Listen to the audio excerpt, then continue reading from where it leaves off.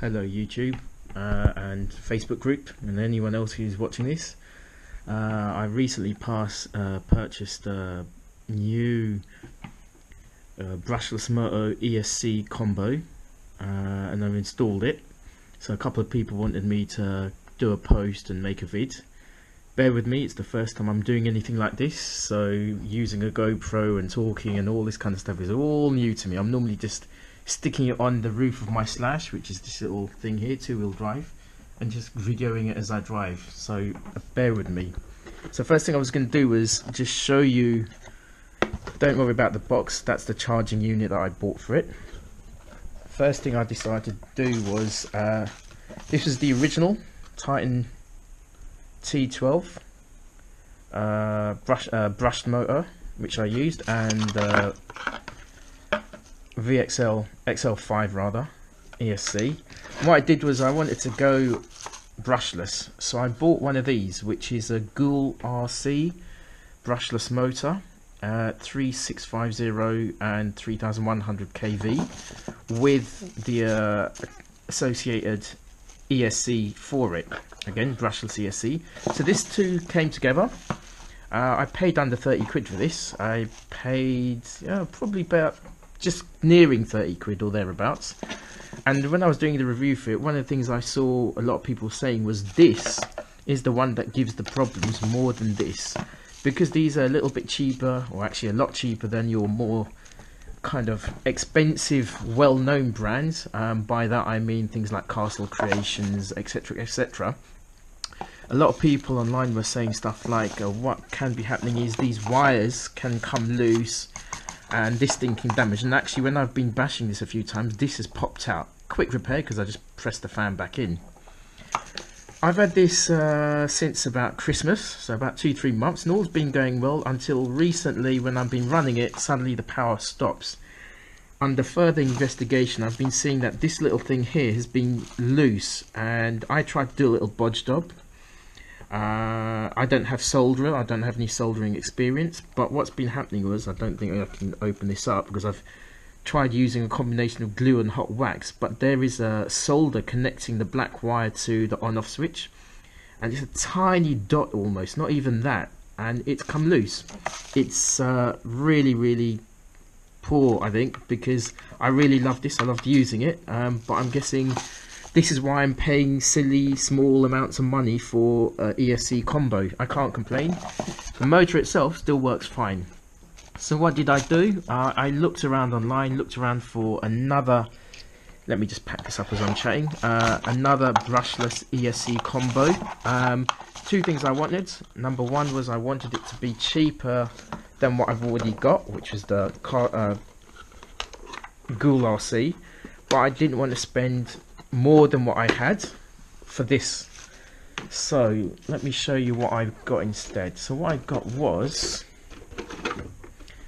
this. I don't know what the brand is. I literally went on to Amazon, and here's the ESC for it. I went onto Amazon, typed in brushless motor ESC combo, waterproof, and this was like the third or fourth on the list. I'll send a link as well to that. First things first, it was cheaper than what I paid for the Ghoul RC, which is brilliant. It says on their website it is waterproof. The only problem I have is, though, literally a few minutes, hours ago, someone came on one of the Facebook groups I'm in and said that be careful, because although it says it's waterproof, it isn't, which is a bit of a cop-out in my opinion, because I bought this thinking it's waterproof. Now I'm not planning to run it into a swimming pool or run it in a stream or a lake, but I run it through puddles. I want to run it when it's raining outside in the mud, and I don't want it frying, because what they said was as soon as they bought it, the thing, you know, caught fire. So we'll see how that gets on. The next thing I should point out is when I installed this, it was in reverse, so I had full speed in reverse, and forward had the reverse speed, so slightly slower. So I initially went through the box and tried changing it. I don't know what you call this thing, it's where all the wires go. I should really brush up on this, but I changed this around a few times and nothing doing. Went online, found a few tricks. The first thing was to change the set, so that red dot at the bottom, but that didn't really help anything. then I saw another guy who suggested, and someone on Facebook did this as well, so thank you, suggested changing some of the pins around, and now it works perfectly. The other thing I should point out is, if I can just show you, I don't know if you can see this, if you have a look underneath, this is actually hanging loose. So it was like previously, like this, it was just kind of hanging around like that. But what they've done is they've put a little slot underneath, I don't know if you can see that, and this on off switch actually slides down onto it. Now I don't have all the paraphernalia that comes with a GoPro just yet, so stand, head mount and all that. When although I do have them, I'm not used to using them, I should say. So that's why I can't actually take it apart and show you. But on one side of it, there's nothing, but on the reverse is a little thing, so you can actually slide down, stops it rolling around, which is brilliant. The other thing, as you can see, is there's no connections to the mount itself. So I'm just hanging it here. What I will be doing is getting a Velcro strip to stick it down and just hold it in place, because at some point in the future, whether this works, fries, doesn't work, whatever it is, I will be upgrading, because I want to get the Castle Creations kind of Mamba monster and put out the silly speeds that everyone else seems to be doing at the moment on my Facebook group, which is like 70, 80, 90. I've seen a couple of people I've liked on YouTube who are pushing 100, 120, 130. So there's what I want to do, but what I want to do is do that off-road, not on-road. So I want to have something like a proper short course truck that'll do about 130 miles an hour RC off-road. In terms of what else I've done to the truck, pretty much nothing apart from put some new A-arms. Did lots of bashing. These are RPMs, as you can see, probably blue. Everything worked fine in it. The only other thing that I did was I changed the steering bit, because mine kept popping out and I had no idea why. And I saw someone on YouTube had put tractor / 4x4 connections on it. Now mine's a 2-wheel drive, and that's making my life so much more easier. So the last thing I want to do is just turn this on and show you guys a little bit. I'll take it for a ride outside. It was raining out, but it stopped. But let me just turn this on. So you can hear it's spinning around. There is a bit of a noise. It's not too loud. It wasn't as loud as the... Here we go. The Ghoul RC one. That was a lot louder. More audible for sure, but for someone like me, I'm not bothered. I mean, I'm running it outside, I'm running it in the mud, I'm running it over grass, grounds, tarmac, so having a little bit of noise like that doesn't really bother me. So there you go. Now, this is going to be interesting. I have to lift this up. Actually, I'll tell you what I'll do is, let me just pause this for a sec, and then I will set this up so I can run it for you and show you what it's like.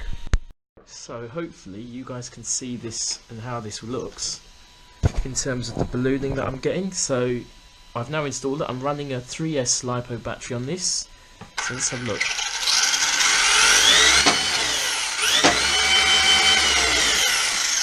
If I hold it this way, it might give you a better look. So there we go.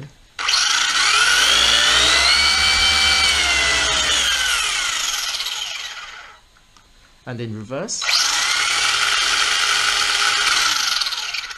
forward again,